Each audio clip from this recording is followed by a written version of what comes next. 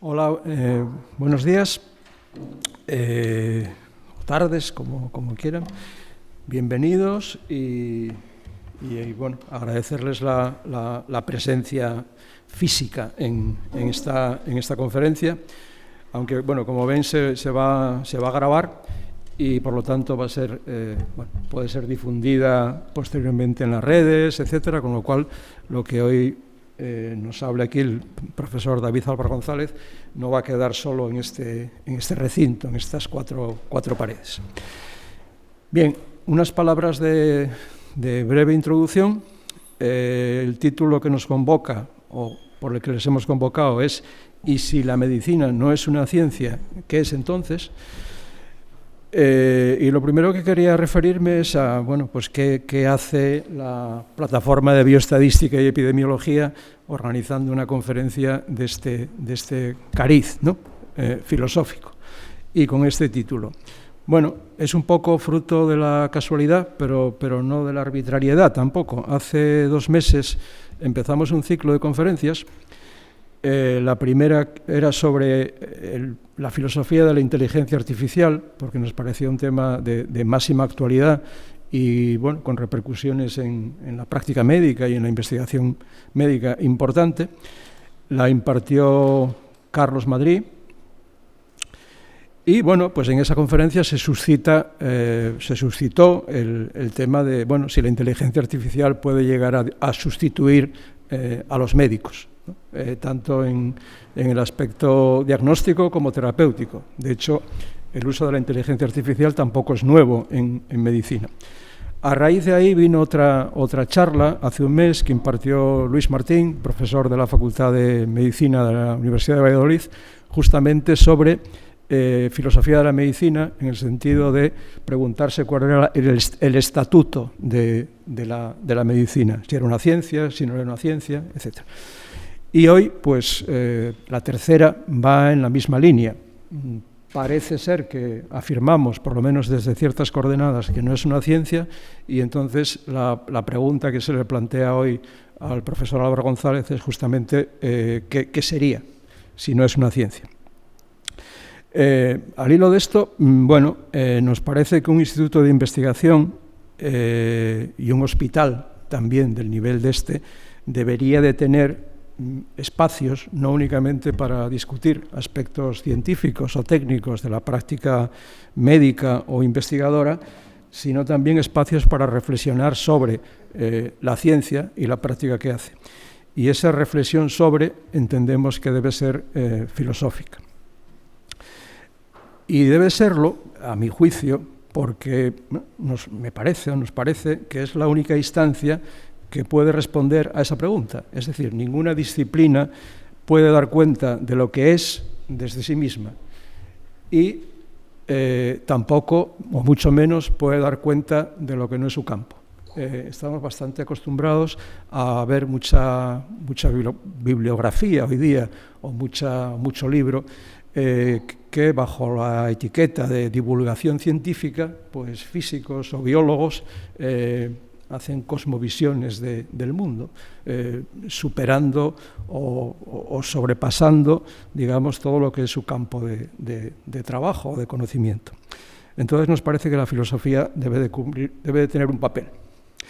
Claro, filosofía no hay una, sino muchas. Entonces hay que tomar posición desde donde se habla. Entonces aquí el profesor Álvaro González va a hablar desde las coordenadas del materialismo filosófico de Gustavo Bueno. ¿Por qué desde aquí? Bueno, se podría hablar desde otros sitios, pero nos parece, o me parece a mí, el sistema filosófico más potente que hoy existe para tratar estas cuestiones.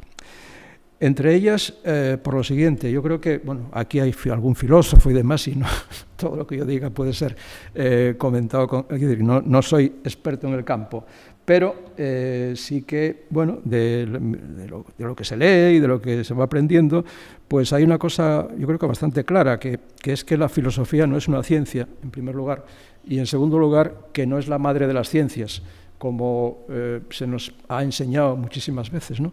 Parece que primero los humanos empezaron a especular, no se sabe muy bien, en su cabeza, y luego fueron naciendo las ciencias de ahí. Bueno, justamente lo que se postula desde estas coordenadas es una clara distinción entre ciencias y filosofía, y además que la filosofía es un saber sustantivo, un saber de segundo grado que necesita o que opera sobre los conocimientos científicos, sobre las ciencias. Y primero tienen que existir las ciencias para que pueda haber filosofía. Y de hecho, bueno, pues parece que así fue históricamente, porque hasta que no se consolidó la geometría como ciencia, tampoco fue posible la Academia de Platón, etc. Bien, dicho esto, el profesor David Álvaro González, conocido por muchos de ustedes, es profesor titular de filosofía de la Universidad de Oviedo.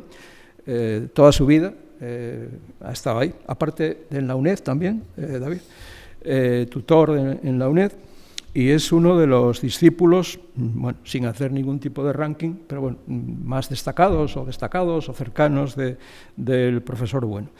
La relación entre ellos comienza en el año 1978, cuando David comienza a estudiar filosofía, y finaliza con el fallecimiento de Gustavo Bueno en el año 2016. Bueno, David Álvaro González comenzó al principio estudiando, en su inicio, estudiar temas biológicos, estudió a Linneo, a Darwin, pero luego, bueno, tiene una amplísima producción filosófica en muchísimas áreas de la filosofía, como son la teoría de la ciencia, o la bioética, o la teoría del arte, etc. Cualquiera de ustedes puede encontrar múltiples charlas en la red, en Internet, porque tiene una presencia, charlas en YouTube muy abundante. Luego, otra característica que yo creo que llama la atención del profesor Álvaro González es que tiene una amplia producción filosófica en el ámbito anglosajón. Es decir, desde hace ya bastantes años tiene muchísima producción en revistas en lengua inglesa. Bueno, esto es llamativo y bueno, le ha dado una presencia al materialismo filosófico internacional. Nada más que esto. Es desde luego un placer y un honor tener hoy aquí a David Álvaro González, agradecerle su generosidad y su disponibilidad, que no dudó ni un momento en venir aquí a hablar, y nada, a ver si nos ilustra y nos responde a la pregunta que está ahí planteada. Muchas gracias.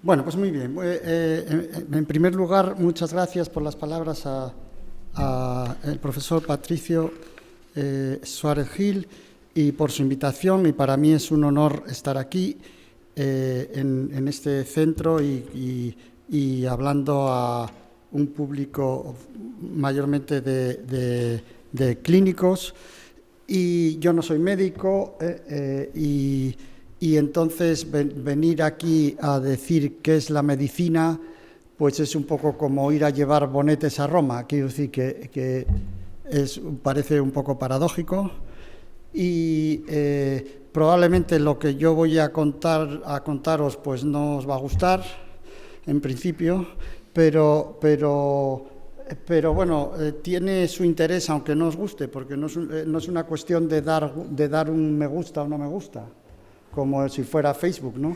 Sino que es una cuestión más bien de que aunque no se esté de acuerdo con nada o con parte de lo que yo voy a decir aquí, que es lo que yo presumo, pero por lo menos para que vosotros tengáis, los que sois clínicos sobre todo, una perspectiva de vuestro trabajo vista desde fuera, que es muy diferente de la perspectiva que se deduce de los propios libros que producen los médicos y los clínicos en general acerca de la medicina. Bien, entonces, la charla va a tratar de estos asuntos. Voy a hablar de la distinción entre técnicas, ciencias y tecnologías, en primer lugar, y de esa distinción va a hacer necesario el punto segundo, que es ver cuáles son las ciencias que inciden en la práctica facultativa médica, ¿no? Bien. Y luego el problema es que aquí no acaba el problema, porque aquí no hace más que empezar, porque para adelantar ya lo que voy a decir, la práctica facultativa médica tiene la ética metida dentro, y entonces eso plantea problemas completamente singulares. Y luego voy a terminar también diciendo, vamos, porque lo he leído en muchos libros, esto es una cosa que se dice muchas veces, también muy antipática por mi parte, pero como están los libros, pues quiero discutirla mínimamente. La práctica facultativa médica no es un arte, es otra cosa, y distinguiremos cómo son las artes y por qué la práctica facultativa no es un arte, y luego haremos un final general. Bueno, la primera cuestión, hablando de la distinción entre... Bueno, la primera cuestión que tengo que decir es que la pregunta que da título a esta charla, y si la medicina no es una ciencia, que es entonces, no la he puesto yo, la puso Patricio, y es una pregunta ya muy cargada ideológicamente, porque está afirmando que la medicina no es una ciencia, cosa que normalmente es lo que suele aparecer en los libros de humanidades médicas y lo que estudian los alumnos en la facultad. Lo que estudian los alumnos en la facultad es que la medicina es una ciencia porque utiliza el método científico, que es el método hipotético deductivo, empírico, etcétera, etcétera, y que entonces es una ciencia. Pero Patricio, que está ya con el colmillo retorcido, en este punto, pues ya sabe que no es una ciencia, y entonces por eso parte de esa pregunta tan aparentemente paradójica, ¿no? Bien.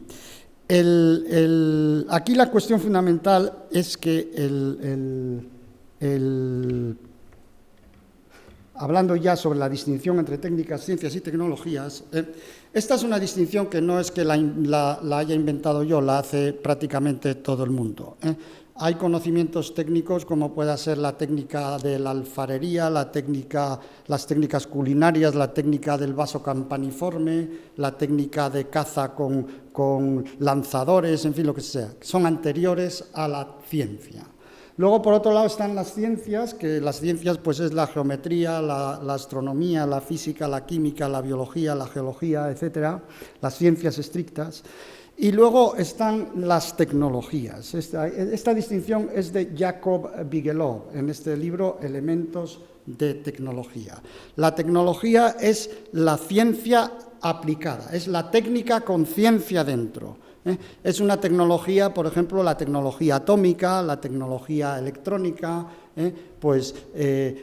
son tecnologías, pues, por ejemplo, todos los aparatos de imagen que vosotros utilizáis a diario, la resonancia magnética, la tomografía sea computerizada, pues porque tiene rayos X, computadoras, todo esto es ciencia, y está metido ahí dentro en el núcleo de la actividad práctica médica, ¿no? Entonces, las ciencias, sin embargo, son una cosa muy rara y se cuentan con los dedos de la mano. Las ciencias, tal como las entendemos desde la teoría del cierre categorial, son campos ontológicos, son partes de la realidad. Es el modo de darse los fenómenos físicos o los organismos biológicos, la biología, las dos físicas, porque físicas hay dos y son dos campos distintos, la geología, la biología, las matemáticas, etcétera, etcétera. Esos son campos ontológicos, son esferas de la realidad, y esos hay muy pocos, y la medicina no es uno de ellos, evidentemente, porque la medicina no tiene esa estructura ontológica ni nosológica, porque la medicina no trata del ser, de las cosas, de la manera como está hecho el mundo, sino que es un hacer, es una práctica, y trata del hacer, es una categoría del hacer, claramente. Ser médico es hacer cosas. No es conocer el mundo o estudiarlo, analizarlo, sus estructuras, no, es hacer, fundamentalmente es hacer. Y entonces, de aquí, este es un asunto muy polémico, claro, porque ¿por qué? Pues porque lo que se enseña en la filosofía de la ciencia así más corriente y en las facultades, yo todavía estaba leyendo estos días unos libros de humanidades médicas para ver lo que se enseña en las facultades, ¿no? Y lo que se enseña es el método científico y estas cosas, pero el método científico no existe. Eso es un invento que no existe, sencillamente. Lo que se llama el método científico, que es sencillamente comprobar las cosas para ver si funcionan, comprobar las cosas por sus consecuencias, por sus resultados, ver si funcionan o no funcionan, valorar si funcionan o no funcionan. Ese método no es un método específico de la ciencia, ese método se usa para todo. Porque es el método del ensayo-error y es el método que está en la base de la psicología del aprendizaje animal y humano, y es un método común que lo utiliza un policía para resolver un caso penal, un ilícito penal, y lo utilizamos nosotros en general en nuestra vida diaria, porque si no corrigiéramos nuestra conducta por los resultados, pues nos iba a ir muy mal en la vida, como es lógico, ¿no? Entonces tenemos que estar continuamente en ese feedback de elaborar hipótesis, más o menos, teorías de cómo funcionan las cosas, y comprobar si efectivamente funcionan o no funcionan así, y descartar las que no funcionan, etcétera, etcétera. Pero eso no tiene nada que ver con la ciencia. Vamos, eso lo usan las ciencias, por supuesto, pero lo usan las ciencias, pero también lo usan las técnicas y las tecnologías. Porque el hombre del Paleolítico que mejoraba su técnica lítica, pues estaba probando cosas y viendo a ver las que funcionaban, y las que no funcionaban, pues lo mismo que hacemos nosotros, con la misma racionalidad, porque el núcleo de la idea de racionalidad tiene precisamente que ver con eso, con la idea llamamos a alguien racional cuando rectifica sus posiciones de acuerdo con los resultados. Y si no los rectifica, es irracional. Ese es el núcleo de la idea de racionalidad. Bien, entonces cuando aplicamos esta distinción entre ciencias, técnicas, técnicas primero, porque históricamente son primero, y ciencias y tecnologías a la medicina, ¿qué es lo que pasa? Bueno, pues lo que pasa es que hay una parte de la medicina que está basada en la ciencia, y por tanto es tecnológica. Es tecnológica porque sale de la teoría celular, de la biología científica, y hay otra, de las matemáticas o lo que fuera, y hay otra parte de la medicina que es puramente empírica.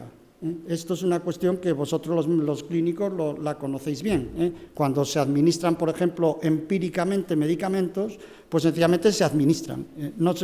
No se tiene todavía ni siquiera un diagnóstico muchas veces, pero se administran pues saber qué pasa, sencillamente. Y si funcionan, pues el propio fármaco es el que define el diagnóstico después a posteriori, ¿no? Bien.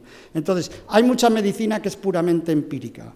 Toda la medicina que trata síntomas, sencillamente, es empírica. Es tratar síntomas, pues le sube la fiebre, pues se la bajamos. Le sube la tensión arterial, pues se la bajamos. Más o menos es eso. Bien.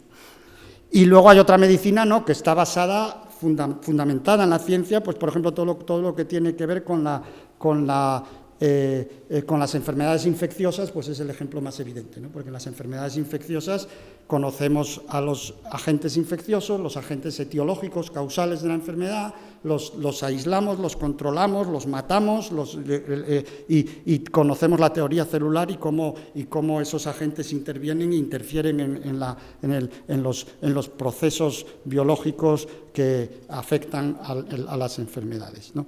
Entonces, esta es la cuestión, que la práctica facultativa médica, en una primera definición, pero esta definición es incompleta, como vamos a ver, es una multiplicidad heterogénea de técnicas y tecnologías que tiene por finalidad que los individuos humanos enfermos recuperen la salud. Esto lo dijo Aristóteles, la salud es el fin de la medicina. Las técnicas y las tecnologías tienen siempre un fin concreto. Un fin concreto. Un motor tiene un fin, pues qué sé yo, de transformar energía eléctrica o energía química en energía mecánica o cosas por el estilo. Entonces, las técnicas y las tecnologías tienen una finalidad propositiva. Tienen una finalidad propositiva. Y Y la finalidad propositiva de la práctica facultativa médica, no hace falta que lo diga yo, es eso, que los individuos humanos que están enfermos recuperen la salud. Y por un lado, las prácticas médicas están basadas en conocimientos concretos empíricos y en ese sentido son técnicas, y por otro lado están basadas en principios y en teoremas científicos y en ese sentido son tecnologías. Entonces, da lo mismo porque al médico le da lo mismo estar utilizando una técnica que una tecnología. Lo que interesa es que funcione, sencillamente. Y si funciona, pues le da igual. Estas cuestiones son interesantes para los filósofos, pero a los médicos les dan exactamente igual, ¿no? Bien, y la medicina, el núcleo es es recuperar la salud. Luego hay una medicina paliativa, si la salud no se puede recuperar, pues se palía lo que se puede, una medicina de cuidados, se cuida al enfermo en lo que se puede, se le acompaña, pero bueno, el núcleo en principio es intentar que los enfermos recuperen la salud, paliar cuando no se puede, cuidar cuando no se puede, acompañar siempre, ¿no? Y entonces en este uso, pues la medicina hace en este fin, con este objetivo, pues la medicina moviliza todas las tecnologías que puede, las que le hacen falta, porque es que le da igual, o sea, la cuestión es lograr el fin. Y las tecnologías, pues sencillamente las de imagen, las de medicina nuclear, en fin, lo que se quiera, pues están puestas al servicio de ese fin, porque todo vale, en principio, ¿no? Bien. Entonces, desde esta perspectiva, el problema ahora no lo plantean la parte técnica, porque la parte técnica, pues sencillamente se valida con su uso y se va afinando con su uso, ya está. Y la afinan los propios clínicos con su uso, y la afinan las farmacéuticas con los fármacos, los ensayos clínicos, todas estas cuestiones. Lo que tiene más interés filosófico, pero yo aquí estoy sencillamente clasificando, es la parte que tiene que ver con las ciencias, es decir, con cuáles son las prácticas médicas basadas en principios y en teoremas científicos, cuál es la parte tecnológica y cuáles son las ciencias. Esto es un problema bastante importante, ¿no? Porque aquí hay que ver que hay muchos tipos de ciencias, ¿no? Yo tengo elaborado una clasificación que, en fin, puede valernos para estos efectos, que es la que distingue 4 tipos de ciencias. Por un lado, las ciencias formales, que son las ciencias que trabajan con signos nada más, y que son las matemáticas y las lógicas. Por otro lado, las ciencias naturales, que son las que trabajan con objetos no operatorios, con piedras, con sólidos, con organismos, etcétera, etcétera, pero no en cuanto a operatorios. Luego, en tercer lugar, las ciencias humanas e itológicas, que son las que trabajan con objetos, pero también con sujetos operatorios, están trabajando con las operaciones de otros sujetos, que son fundamentalmente pues, las ciencias humanas, la psicología, la etología, la lingüística, la antropología cultural, la sociología, etcétera, etcétera, etcétera. Y luego las ciencias históricas, en donde los sujetos operatorios están muertos, no operan, pero nos quedan los vestigios de sus operaciones. Y entonces hay que reconocer, aunque no están presentes en el campo, hay que poblar el campo de operaciones para que el campo resulte inteligible. Y entonces de aquí salen una serie de tecnologías médicas asociadas.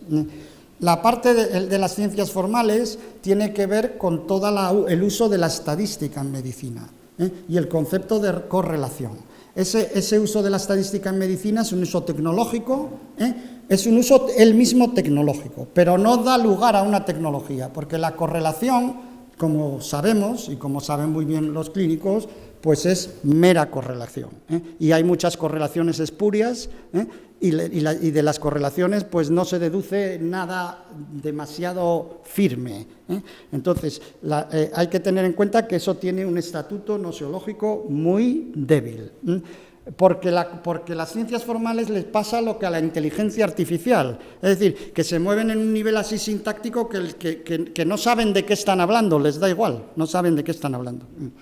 Luego están las ciencias naturales, que esas son las de verdad, que es la física, la química, la biología, sobre todo, que esa es la medicina tecnológica causal, en donde conocemos las causas, conocemos cómo funciona el organismo, conocemos la teoría celular, la histología, la citología, etcétera, etcétera, y entonces somos capaces de reconstruir íntegramente la línea causal de lo que está pasando.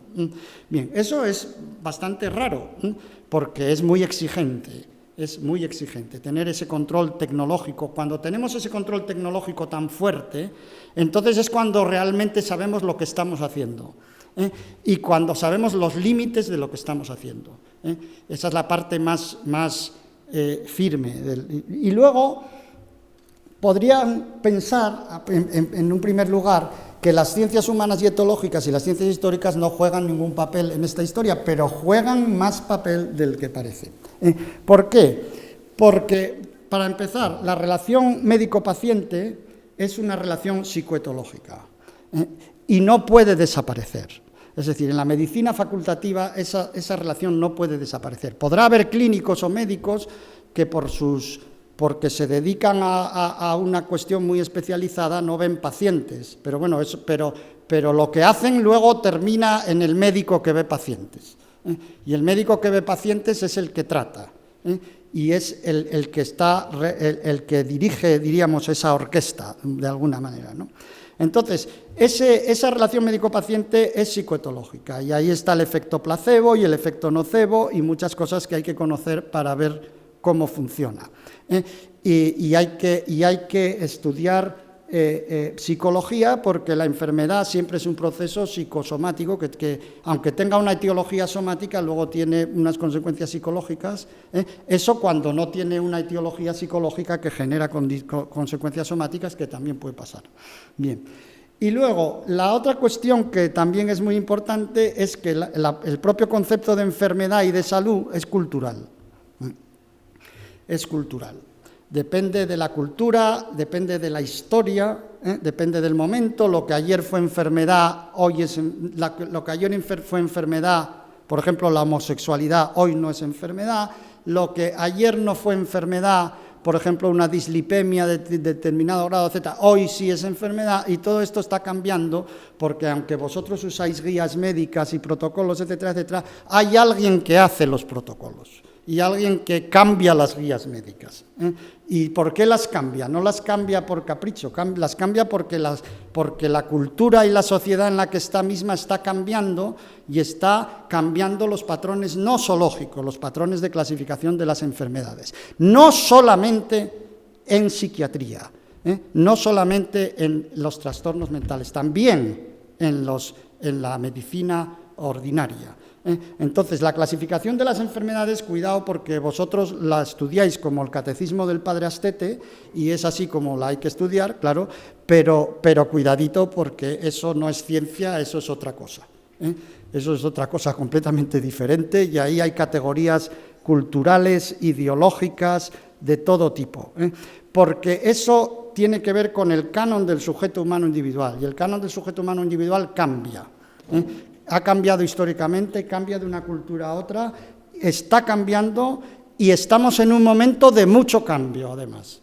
Estamos en un momento de mucho cambio. Y entonces ese canon, pues no hay una definición científica de ese canon. Ese canon es filosófico, es cultural, es histórico, etcétera, etcétera, y determina mucho lo que entra y lo que sale, de las clasificaciones de las enfermedades, desde luego del DSM, por supuesto, pero no solo del DSM. Bien. Y luego hay una cosa también aquí que yo me la encontré el otro día sin querer, pero que es muy importante, también más importante de lo que parece, que es que el médico, cuando hace la historia clínica, es como un historiador. Esa es como si estuviera reconstruyendo, es como si estuviera reconstruyendo una historia pasada, una biografía, y entonces tiene que tener la metodología del historiador, porque no puede diagnosticar sin historia clínica. Esa es la cuestión. Entonces aquí parece que la historia no tendría nada que ver, pero la historia, que maneja reliquias y relatos, que maneja monumentos y documentos, aquí se manejan signos y síntomas y una serie de cosas que hay que clarificar su estatuto nosológico, y que es bastante complicado. O sea que, como veis, aquí la proyección de las ciencias sobre la práctica facultativa química, la práctica facultativa médica, es mucho más complicada y mucho más boscosa de lo que uno puede al principio pensar, que es que sencillamente yo sé biología y entonces como sé biología pues ya aplico la biología a los conocimientos médicos, porque son muchas ciencias, hay que saber estadística, hay que saber física, química, biología, por supuesto, psicología, y luego todos estos asuntos culturales, pues ya veremos, porque esto se complica muchísimo. Entonces, todo esto, pues podréis pensar, bueno, ¿y esto para qué nos vale? Para nada. Pero a vosotros no os vale para nada, pero sabed que está ahí, que estáis metidos dentro de este bosque, y que este bosque está ahí funcionando, aunque vosotros no lo veáis, está ahí funcionando. O sea y esto es lo que hace que cuando uno diga, es que la medicina es una ciencia, pues claro que no. ¿Cómo va a ser si está metida dentro de todos estos problemas? Y la práctica facultativa médica tiene que estar abriéndose paso en esta frondosidad todo el tiempo, ¿no? Bien. Luego la siguiente parte ya es todavía más complicada, pero bueno, no nos vamos a desanimar. Que es la distinción entre sistemas filosóficos y sistemas doctrinales. Porque alguien pensará, ¿y esto qué tiene que ver? Pues ahora lo vais a ver lo que tiene que ver mucho. En filosofía, en la filosofía del sistema de Gustavo Bueno, distinguimos los sistemas filosóficos propiamente dichos de filosofía académica de lo que son los sistemas doctrinales. Los sistemas doctrinales son filosofía adjetiva, mientras que los sistemas filosóficos son filosofía sustantiva. Los sistemas doctrinales son parciales, son regionales. Es la filosofía, pues qué sé yo, la filosofía que tiene un político, la filosofía que tiene un industrial, la filosofía que tiene un deportista, la filosofía que tiene un médico y etcétera. Es una filosofía que está generada por la propia práctica, por la propia institución. Toda institución necesita de alguna manera teorizarse y presentarse a sí misma, y esa filosofía que aparece en los libros de filosofía médica y en los libros de humanidades médicas, pues es esa filosofía adjetiva, esa filosofía que es regional y que es un sistema doctrinal, más o menos, que es un conjunto de doctrinas sistematizadas de alguna manera, ¿no? La filosofía propiamente dicha sistemática, sustantiva, la de Platón, la de Aristóteles, la de Husserl, etcétera, el sistema de Gustavo Bueno que tomamos aquí como referencia, eso es un sistema, y es un sistema pues que tiene una ética, tiene una política, tiene una epistemología, tiene una ontología, tiene una estética, etcétera, etcétera, tiene una antropología, quiero decir, y todas esas cosas tienen que estar coordinadas, porque tienen que ser compatibles unas con otras, ¿no? Y eso es lo que hace la gente que se dedica a la filosofía, hacer esos sistemas filosóficos sustantivos. Y lo que ocurre es que, ¿qué tiene que ver esto con la práctica facultativa médica? Pues lo que tiene que ver con la práctica facultativa médica es que en esta definición que di al principio, lo que faltaba es que el núcleo de la práctica facultativa médica está regulado por normas éticas. Y las normas éticas, pues, son filosóficas, porque claro, no hay una ética científica, ni la hay, ni la puede haber.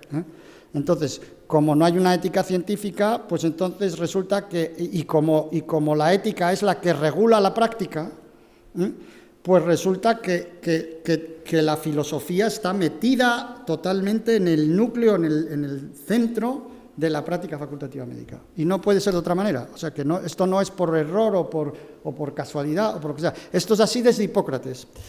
Hipócrates fue filósofo y médico a la vez. Y precisamente mantenía que el mejor médico tiene que ser también filósofo. Y precisamente estaba intentando pues racionalizar toda esta práctica, hacerla racional y meterla dentro de un sistema filosófico. Entonces, y esa es la medicina que hacéis vosotros, la medicina que se hace aquí en España, bueno, y en toda Europa, es la medicina de tradición hipocrática, es esa. Es esa misma. Ahora tenemos más ciencias y, por tanto, más tecnologías, pero el núcleo sigue siendo el mismo, y el núcleo es la ética.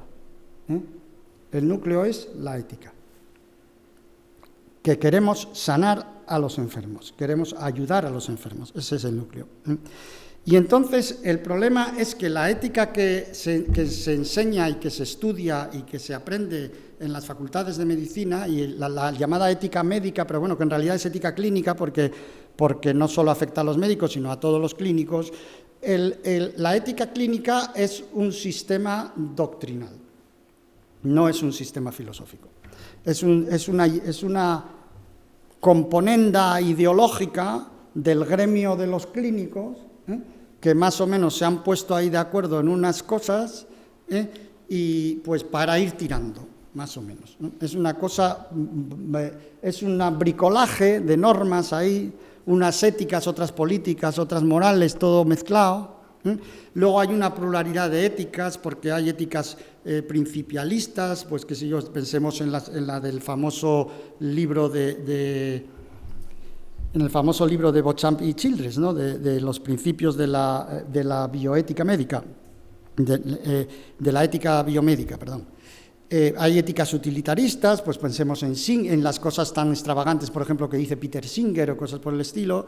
Hay éticas de la virtud, hay éticas del cuidado. Dentro de las éticas del cuidado hay incluso éticas feministas. Hay éticas, por supuesto, teológicas, porque claro, hay muchísimos hospitales pues, que dependen de la Iglesia Católica, mayormente, en todo el mundo, no solo aquí en España, y entonces esos hospitales utilizan la ética de Santo Tomás de Aquino, vamos, así en dos palabras, la ética de la dignitas infinita que acaba de publicar el Vaticano, ¿claro? Entonces, esa es una ética de naturaleza teológica, porque esa dignidad infinita que tiene el hombre la adquiere como hijo de Dios, etc., ¿no? Bien. Hay éticas procedimentales, hay éticas emotivistas, en fin, bueno, esto es un barullo. Esto de la ética es un barullo. Y entonces, pues, y sin embargo está en el núcleo de la práctica facultativa médica, totalmente en el núcleo. ¿Cuáles son las normas que debe seguir el médico, ¿no? Las normas de carácter ético, ¿no? Ya no digo de carácter técnico o tecnológico, no. Y por último, para complicar más el asunto, bueno, aquí estábamos hablando de las especialidades, de las éticas, ¿no? Pero bueno, esto es más o menos lo que acabo de explicar. Y entonces aquí ya tenemos una ampliación de la definición de antes, ¿no? La práctica de la facultativa médica es una multiplicidad heterogénea de técnicas y tecnologías guiada por principios éticos y que tiene por finalidad que los individuos humanos enfermos recuperen la salud. Eso es lo que realmente hacéis los médicos. Y eso implica que hacer todo lo tecnológicamente posible no es hacer buena medicina. Por eso el criterio tecnológico solo no vale. No es la técnica, ni la ciencia, ni la tecnología lo que nos dice que tenemos que hacer. ¿Qué tenemos que hacer? Lo que nos puede decir cómo lo tenemos que hacer una vez que hemos decidido hacerlo. Pero no nos dice qué es lo que tenemos que hacer. Henry Marsh, en un libro que está publicado en español, Ante todo, no hagas daño, decía que puedes tardar 3 meses en aprender una operación de neurocirugía, es decir, las cuestiones técnicas y tecnológicas, pero decía, se tarda 3 años en saber cuándo hay que operar. Y todavía añadía más, se tarda 30 en saber cuándo no hay que operar, que eso es el asunto. Entonces, esa decisión de cuándo operar y cuándo no operar es ética. Tiene que tener componentes técnicos y tecnológicos, por supuesto, porque hay que valorarlos, porque es un mundo complejo en el que estamos, pero es fundamentalmente ética. Bien. Y entonces pasamos a lo último, la práctica facultativa médica no es una... Esto es muy antipático, pero es que no quiero dejar de decirlo porque sé que como se dice mucho, aparecen muchos libros, etcétera, etcétera, etcétera. Vamos a ver, las artes son las artes. Las artes son la pintura, la escultura, el teatro, la literatura, el cine, si quieren, la ópera, en fin, lo que quieran, las artes escénicas, las artes plásticas, todo esto. Bien. Entonces, las artes surgen como artes adjetivas, que es el arte pone valores estéticos positivos a otra cosa, a otra institución que no es arte. Por ejemplo, la música militar, la escultura política, la arquitectura religiosa, el teatro de entretenimiento, etcétera, etcétera. Ahí hay una institución, la religión, la milicia, el Estado, el entretenimiento, etcétera, etcétera, hay instituciones, y el arte adjetivo está al servicio de esas instituciones, sencillamente. Pero la medicina no está puesta al servicio de ninguna otra institución. La medicina es sustantiva. La medicina es una institución propia, sustantiva, autónoma. Todo lo contrario, que es servida por otras. Y tiene un fin autónomo, propio, sustantivo suyo, sanar a los enfermos.